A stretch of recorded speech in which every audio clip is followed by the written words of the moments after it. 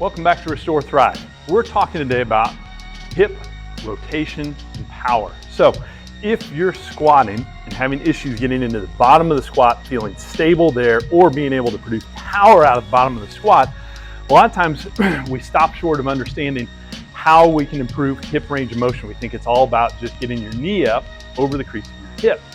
One of the things that we fail to appreciate is the ability to rotate your hip allows you to create stability at the bottom of the squat. So we're going to show you a little bit different hip mobilization where we're not trying to get as deep as we can go, but really trying to capture that hip rotation that we need to create a stable hip when we squat. So I'm going to get into a kneeling position and really bias myself on the side that I want to treat. The idea here is I want that weight of my femur and the head or the ball of my femur pushing through the back of my hip, and I want to see if I can just move side to side to create a little bit of mobilization or a little bit of stretch in that hip capsule. So you can see I'm just kind of wobbling side to side.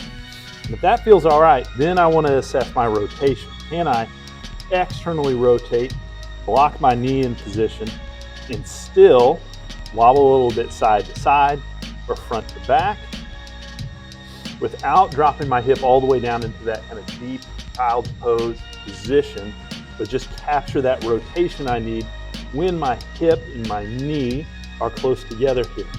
Now, once I do that for about a minute, what I can do is check my internal rotation. Remember that total rotational capacity of the hip, the ability to externally rotate my thighs turning out versus internally rotate my thighs turning in, helps me create that stable hip. So you can see I'm a little tighter in internal rotation. Now to improve this, I could wobble here, but one of the more effective ways to treat this is doing a little contract relax. So if I bring this left foot into my instep, I'm gonna push into my left foot with my right foot, hold for 5 seconds, and then I'm gonna let go and see, now I can move out a little bit further.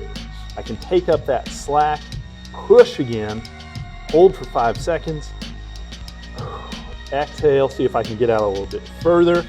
And I can do that 2 or 3 times and work in that new range just to mobilize in that position of restriction. So, like most of our mobilizations, we want at least about 2 minutes in that position. A great way to retest is to sit in that squat again and see what that feels like side to side. So now I feel like I can really get into the back of my right hip. I'd go and do the same thing on my other side. So give this one a try at home, guys. I would put this in before you get into your workout. Let us know what you think. If you have any questions, you can leave them below or find us at restorethrive.com.